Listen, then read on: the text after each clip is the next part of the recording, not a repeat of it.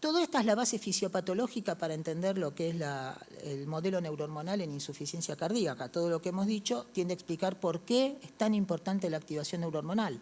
Al principio para beneficiar al paciente y después para perjudicarlo.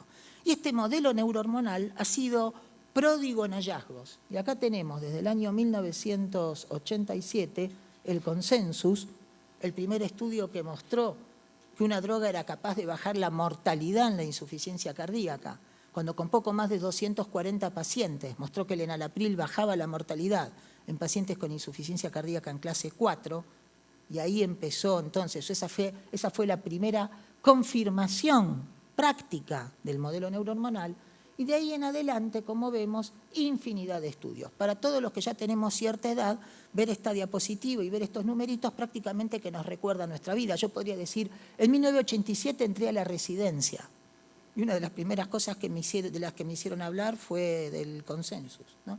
Podría decir, bueno, en 1991 me casé, y bueno, y aparecieron... Y así sucesivamente. Y uno recuerda, cuando mira toda esta cronología, las discusiones que se generaron con cada uno de los estudios y el entusiasmo que fue generando, porque toda esta época, ¿no?, sobre todo fines del siglo pasado, fue una época pródiga en hallazgos, donde cada año aparecían 2 o 3 estudios que mostraban que los antagonistas neurohormonales eran beneficiosos. Y estoy hablando en azul oscuro de los vinculados con inhibidores de enzima convertidora. Fíjense el cambio de color, ¿no? Primero, inhibidores de enzima convertidora. Empiezan a aparecer los estudios con betabloqueantes. Pero estos 3 estudios, MDC-CIBIS y DUS-carvedilol, no alcanzan a demostrar reducción significativa de la mortalidad.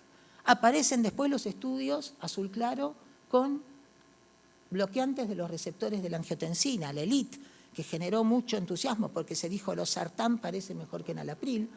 Y mientras siguen haciéndose estudios con inhibidores de enzima convertidora, pero lo más importante ya se ha hecho, consensus y SOLVT, los inhibidores bajan la mortalidad desde la clase 2 hasta la clase 4, en pacientes con baja fracción de eyección, aparece el primer estudio con antialdosterónicos, el RALES, y se demuestra que la espironolactona baja la mortalidad en pacientes con insuficiencia cardíaca y baja fracción de eyección.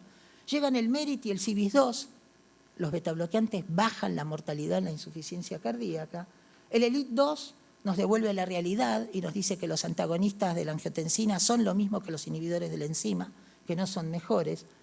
Nuevos estudios con betabloqueantes, el Copernicus, que muestra la utilidad de los betabloqueantes en clase 4. Cuando se decía que dar betabloqueantes en clase 4 era un acto de la más profunda malapraxis y que no había que tratar con betabloqueantes a pacientes que estuvieran tan sintomáticos. Y empiezan a aparecer, sí, algunos estudios que nos hacen dudar un poquito. El Overture con una droga, el omapatrilat, que por un lado inhibe a la neprilicina, la enzima que degrada los péptidos natriuréticos, y por el otro lado inhibe a la enzima convertidora. Estudio negativo, no tanto por los efectos sobre mortalidad, sino porque hay una proporción de edema angioneurótico tan alto que la droga sale del mercado, ¿no? Nuevos estudios con antagonistas, todo el programa SHAM con candesartán, el EFESUS, que nos muestra que los antialdosterónicos bajan la mortalidad en el infarto, con fracción de eyección de menos de 40, diabético con insuficiencia cardíaca, el COMET, que intenta demostrar que carvedilol es mejor que metoprolol, y, de nuevo, algún estudio que nos hace abrir los ojos. El MOXCON es un estudio con moxonidina, una droga que es un antagonista central del sistema nervioso simpático, porque se nos dice, si el sistema nervioso simpático es tan malo, ¿para qué vamos a ir a usar betabloqueantes que actúan en la periferia? Usemos moxonidina que actúa a nivel central, y el MOXCON es suspendido por exceso de mortalidad, y después diremos entonces por qué. Estudios con bloqueantes de la endotelina que sistemáticamente fracasan, un estudio con un antagonista de la hormona antidiurética, el Everest, que también fracasa, el énfasis, que extiende la indicación de antialdosterónicos a pacientes no tan enfermos como los del RALES, y el gran hallazgo, el Paradigm, una droga que por primera vez, el sacubitril/valsartán, una droga que actúa sobre 2 sistemas, que por un lado bloquea a la angiotensina 2 y por el otro lado impide la degradación de los péptidos natriuréticos, un inhibidor dual, y que en realidad confirma que antagonizar al sistema renina-angiotensina y favorecer la acción de los péptidos natriuréticos es beneficioso en el contexto de la insuficiencia cardíaca. Así que fíjense, y fíjense también que acá tenemos 2 columnas, pero que casi todo tiene que ver con cosas que ya han pasado, ¿no? Digamos, fíjense, esto es 2003. Quiere decir que los últimos 16 años tuvimos esto, nada más. ¿Se entiende? Que el modelo neurohormonal tiene que ver sobre todo con estudios de los últimos 13 años del siglo pasado y de los primeros 3 a 5 años de este siglo. Y entonces, simplemente para confirmar todo esto que decimos, un metaanálisis que nos muestra que los inhibidores de la enzima convertidora bajan la mortalidad en la insuficiencia cardíaca. ¿Y cuánto la bajan? Un 17%. Y después la aparición de los bloqueantes de los receptores de la angiotensina, que cuando se metaanalizan en relación al placebo, nos muestra que los bloqueantes de los receptores de la angiotensina bajan la mortalidad en la insuficiencia cardíaca. ¿Cuánto la bajan? Un 17%. De manera entonces que cuando se comparan bloqueantes de receptores con inhibidores de la enzima, el efecto es el mismo. Si durante mucho tiempo sentíamos, porque eso nos pasaba, que no estábamos haciendo del todo bien si le dábamos un bloqueante de los receptores de la angiotensina porque los IECA habían demostrado más, finalmente los metaanálisis nos enseñaron que inhibidor de la enzima o bloqueante de los receptores de la angiotensina tienen un efecto absolutamente similar. ¿No? Digamos, no podría uno decir al día de hoy que los IECA son superiores a los bloqueantes de los receptores de la angiotensina cuando se trata de hablar del pronóstico en insuficiencia cardíaca. Y uno dice, modelo neurohormonal, si el modelo neurohormonal es cierto, bueno, yo podría ejercer un bloqueo más potente. Entonces, no solo voy a dar IECA, sino que le voy a sumar un bloqueante de receptor de la angiotensina. Voy a antagonizar al sistema renina-angiotensina, desde la formación de la angiotensina 2, inhibiendo a la ECA, y bloqueando la angiotensina 2 con un bloqueante de los receptores, a ver si así me va mejor. Y en realidad, cuando se comparan bloqueantes de los receptores con IECA respecto de los IECA solos, el efecto es el mismo, Hay una reducción marginal de la internación, no de la mortalidad, pero eso se logra a costa de 4 veces más riesgo de hipercalemia, 2 veces más riesgo de progresión de la insuficiencia renal y 2 veces más riesgo de hipotensión arterial. Así que el consejo sería, no hay que asociar IECA con bloqueantes de los receptores de la angiotensina, una idea que durante mucho tiempo tuvo un gran auge, ¿no? Y cuando vamos entonces a los antagonistas de la aldosterona, claramente el RALES, mostrando el efecto en los pacientes en clase funcional 4 con baja fracción de eyección, una reducción del 6% en términos absolutos de la mortalidad al año, 23% de mortalidad con el placebo, 17% con espironolactona, una reducción fenomenal de la mortalidad por insuficiencia cardíaca, de la mortalidad global, perdón, en pacientes con insuficiencia cardíaca y baja fracción de eyección. El EFESUS, que nos muestra, como decía, que dar un antialdosterónico es bueno al paciente con infarto agudo de miocardio cuando la fracción de eyección es baja y tiene insuficiencia cardíaca o diabetes, una reducción del 14 al 12% en la mortalidad al año. El énfasis, que nos muestra una reducción significativa de la mortalidad en pacientes con insuficiencia cardíaca clase funcional 2 a 4, pues fundamentalmente clase funcional 2 avanzada. Y lo que les mencionaba anteriormente, muy breve, respecto de esta enzima, la neprilicina, que para mí es un ejemplo de cómo nuestras explicaciones fisiopatológicas varían en función de los resultados de los ensayos clínicos. Durante mucho tiempo se dijo, la neprilicina o endopeptidasa neutra, que es una enzima que degrada diferentes péptidos, degrada los péptidos natriuréticos. Inhibamos a la neprilicina, evitemos la degradación de los péptidos natriuréticos, mejoremos la suerte de los pacientes. Y cuando se hicieron estudios con inhibidores de la neprilicina, candoxatril, década del 90, los estudios no demostraron ningún beneficio inhibiendo la neprilicina. Y la neprilicina cayó en el olvido. Así que yo desafío a gente que me muestre diapositivas de hace 8 o 9 años, cuando enseñaba fisiopatología, a ver si hablaba de la neprilicina. La neprilicina era una enzima ignota, ya había caído en el descrédito. Y después apareció el estudio Overture, ¿no? Con el omapatrilac, que como decía inhibía la neprilicina y a la enzima convertidora, y el estudio fracasó. Y uno dice, ¿qué es lo que pasa? Y lo que pasaba era que la neprilicina es una enzima que degrada péptidos, pero degrada cualquier péptido. Lo que se le pone delante, por eso se la califica de enzima promiscua. Es una enzima que degrada el péptido que se le pone delante. Y entonces degrada péptidos vasodilatadores como los péptidos natriuréticos y péptidos vasoconstrictores como la angiotensina 2. Y eso explica por qué el candoxatril fracasó. Porque cuando inhibió la neprilicina, aumentó los péptidos natriuréticos, pero aumentó la angiotensina 2. Empate. Por eso no servía. Y cuando se usó el omapatrilat, que inhibe a la enzima convertidora e inhibe también a la neprilicina, el exceso de edema angioneurótico. ¿Por qué? Porque la neprilicina, entre otras cosas, degrada bradiquinina. Y si yo inhibo a la neprilicina y aparte inhibo a la enzima convertidora, aumento mucho la bradiquinina, mucho edema angioneurótico. De manera entonces que había que encontrar un compuesto que fuera capaz de retener el mecanismo beneficioso de inhibir a la neprilicina y que al mismo tiempo no inhibiera la formación de angiotensina 2, porque eso da edema angioneurótico, sino que la bloqueara, que bloqueara la angiotensina 2. Y este compuesto que hace las dos cosas, que inhibe a la neprilicina y bloquea la angiotensina 2 a nivel del receptor, es el sacubitril/valsartán. Y cuando sacubitril/valsartán se testea contra inhibidores de enzima convertidora, contra enalapril en el estudio Paradigm, claramente demuestra un efecto superior. ¿Por qué?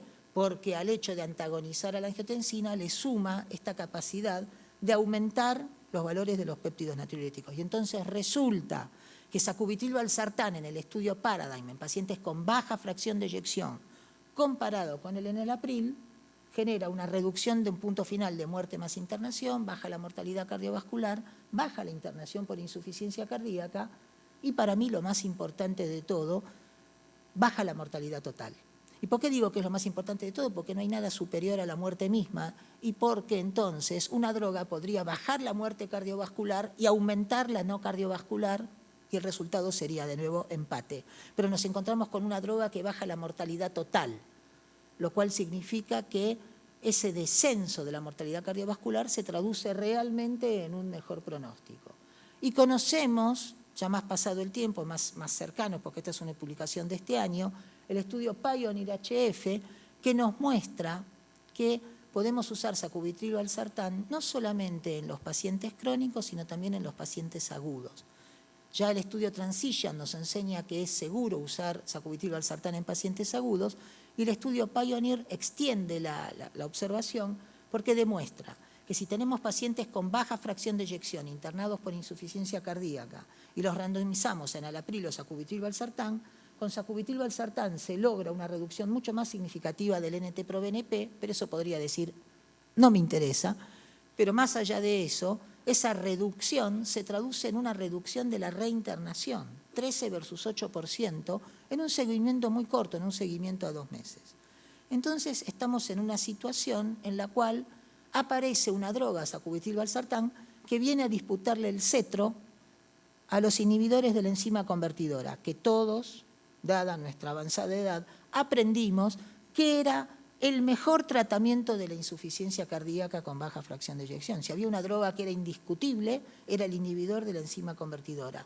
Y ahora estamos frente a una droga que en el contexto, lo vamos a aclarar, de la baja fracción de eyección, parece tener resultados superiores al de los inhibidores de la enzima convertidora. Sic transit gloria mundi.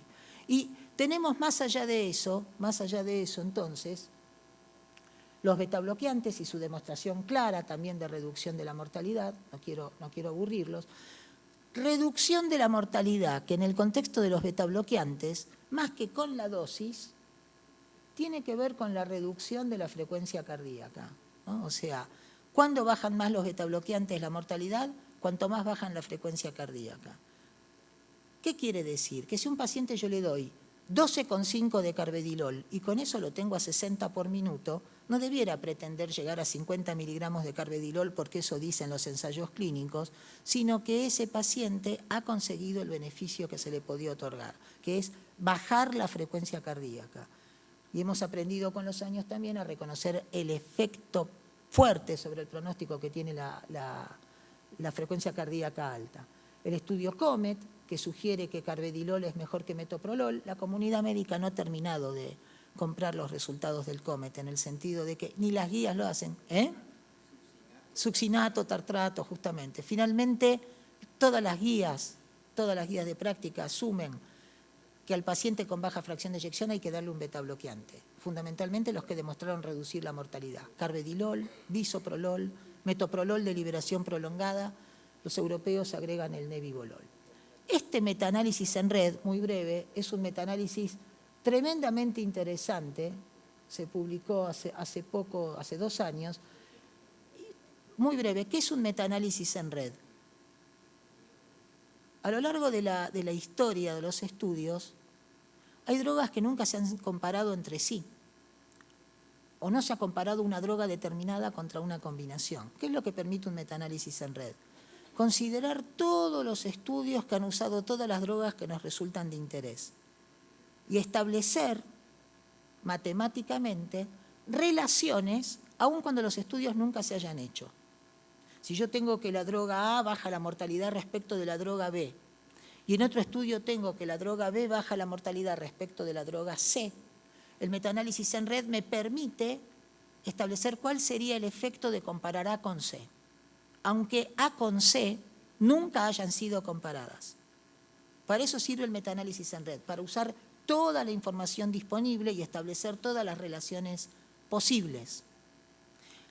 Por supuesto que no deja de ser un artificio estadístico. Digamos que estamos hablando de comparación de estudios diferentes con poblaciones que no son las mismas, que no es lo mismo que hacer una comparación randomizada. Es una manera de tratar de integrar lo que hay, porque también es cierto que hay estudios que ya nunca se van a hacer, porque a nadie, a la industria no le interesa, ya a nadie le interesa y ya está, ya es cosa del pasado. Entonces, esto es un metaanálisis en red gigantesco que considera todos los estudios desde los primeros, ¿no? Desde los primeros, todos los estudios que compararon una droga con placebo o drogas entre sí, y este metaanálisis en red me muestra este efecto sobre mortalidad para cada una de las drogas individuales o su combinación respecto de su no utilización, ¿no?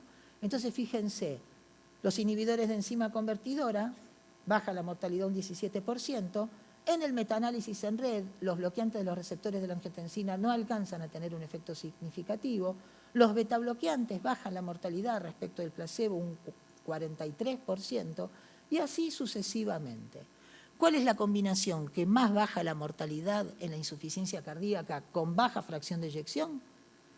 ARNI, betabloqueantes y antagonistas de los receptores mineralocorticoides, o sea, un betabloqueante, espironolactona o eplerenona y sacubitril/valsartán, porque es el único ARNI que conocemos. Eso, respecto de la no utilización de ninguna de las drogas, baja la mortalidad un 63%.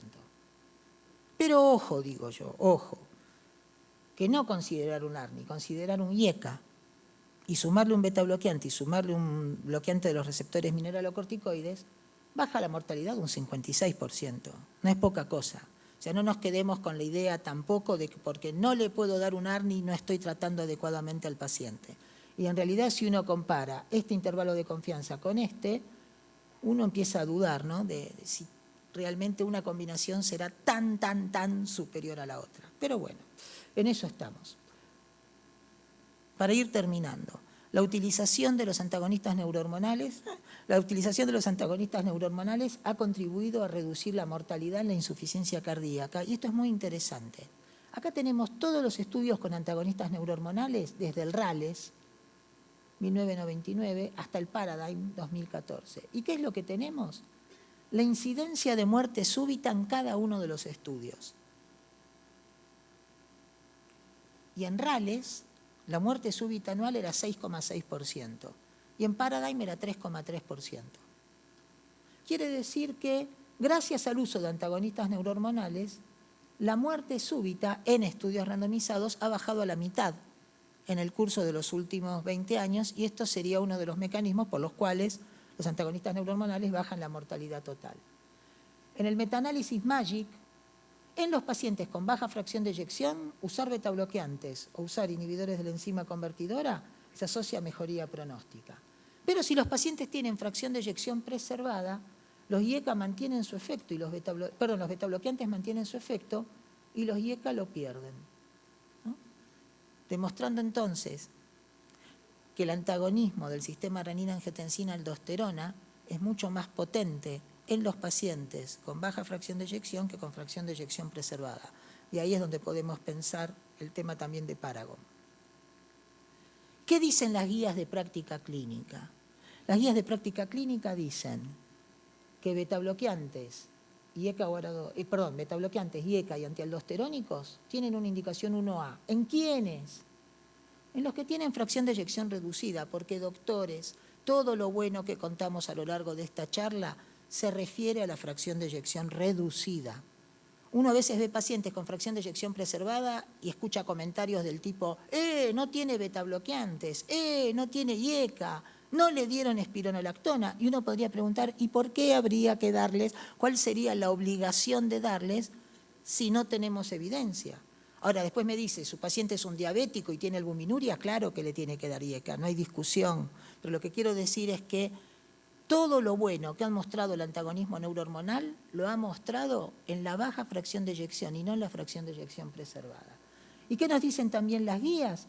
Y las guías nos dicen, y esto es el problema, que si su paciente tiene insuficiencia cardíaca, tiene baja fracción de eyección, está adecuadamente tratado con antagonistas neurohormonales y sigue sintomático, y sintomático es clase 2, cualquier paciente que sube la escalera y hay 2 pisos y dice me fatigué, yo. Entonces, si su paciente está en esas condiciones, usted debiera cambiarle el IECA por sacubitril/valsartán para reducir el punto final. O sea, es una cosa medio florentina, ¿no? Digamos, es una forma enrevesada donde los autores de las guías no quieren decir definitivamente dele sacubitril/valsartán. No, porque la indicación 1A sigue siendo el IECA. Ahora, si usted no puso a su paciente en clase 1 y no le dé IECA, dele sacubitril/valsartán, entonces estamos en un problema, porque el grueso de los pacientes con insuficiencia cardíaca y baja fracción de eyección son de clase 2 en adelante. Tanto que cuando uno tiene verdaderamente un paciente en clase 1, se pregunta si tiene insuficiencia cardíaca. Pero bueno, para terminar. Insuficiencia cardíaca con baja fracción de eyección, modelo neurohormonal, sumamente útil, cambió la suerte de los pacientes, aprendimos un montón de cosas. Claramente se trata de una intervención, el antagonismo neurohormonal, que baja la mortalidad. Acabamos de ver el metaanálisis en red. No hay discusión, pero alcanza con el modelo neurohormonal y fíjense todas estas cosas. Asociar bloqueantes de los receptores e inhibidores de la enzima no fue mejor que dar un inhibidor de la enzima solo. Usar alisquirén, que es una droga que antagoniza a la renina, un inhibidor de la renina en el estudio Atmosphere, no bajó la mortalidad. O sea que lo del sistema renina-angiotensina a veces sí, a veces no. Bloqueantes de los receptores de la endotelina siempre fracasaron.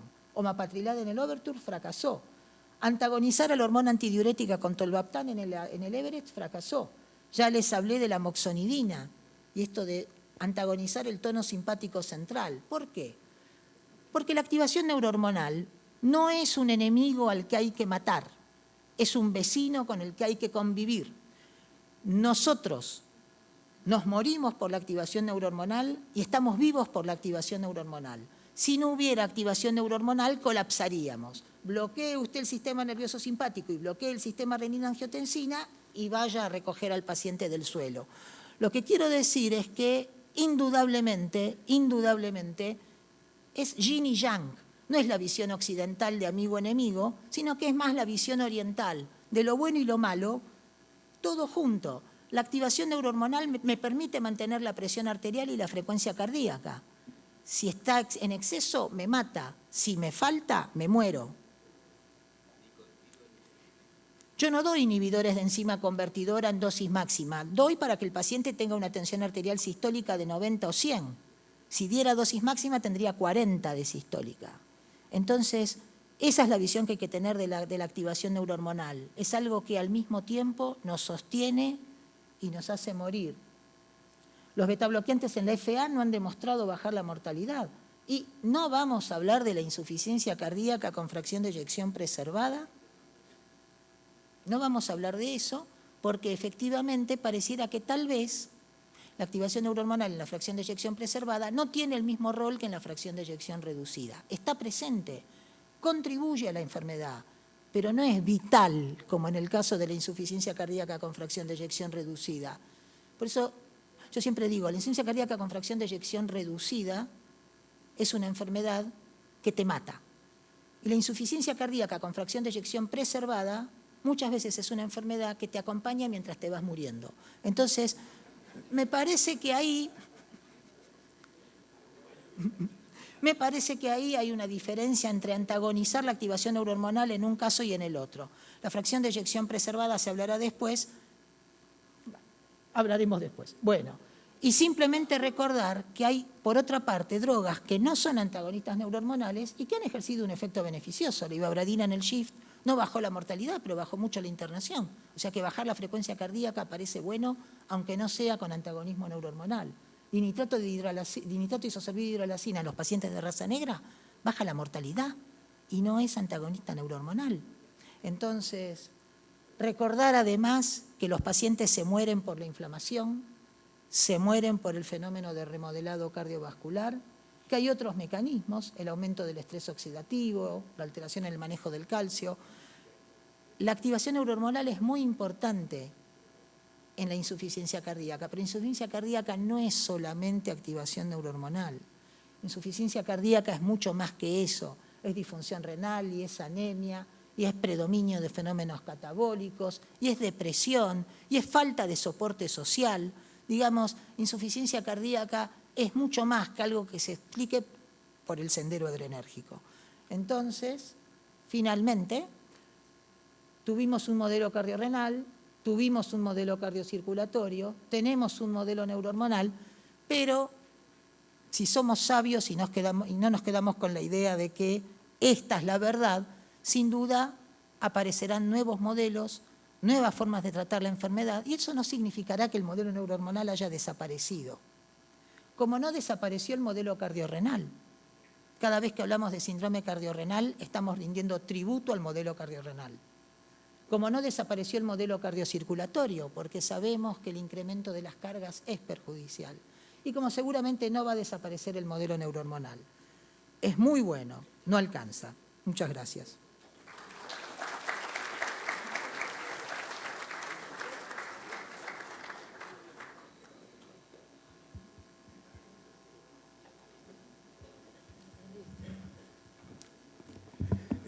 Excelente exposición del doctor Thierier. Por motivos de tiempo, las preguntas las vamos a dejar para cuando tengamos la mesa redonda de falla ventrículo izquierdo.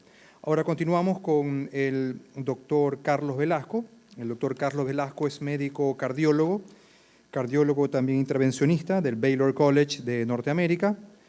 Y el doctor Carlos Velasco nos va a hablar de revascularización miocárdica en diabetes, angioplastía o revascularización por cirugía.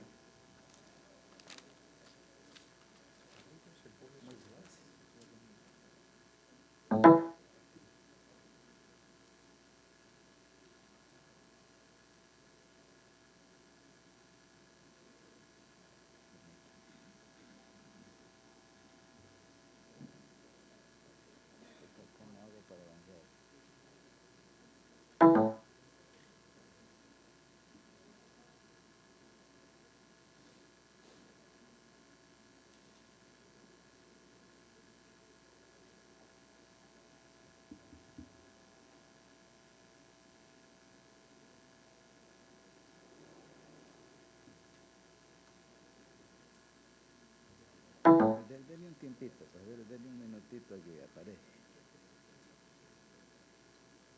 Ahí está, ¿vio? Ahora permítame para poder hacer. No le compré. No, déjenlo allí. Como le voy a avanzar, no quiere.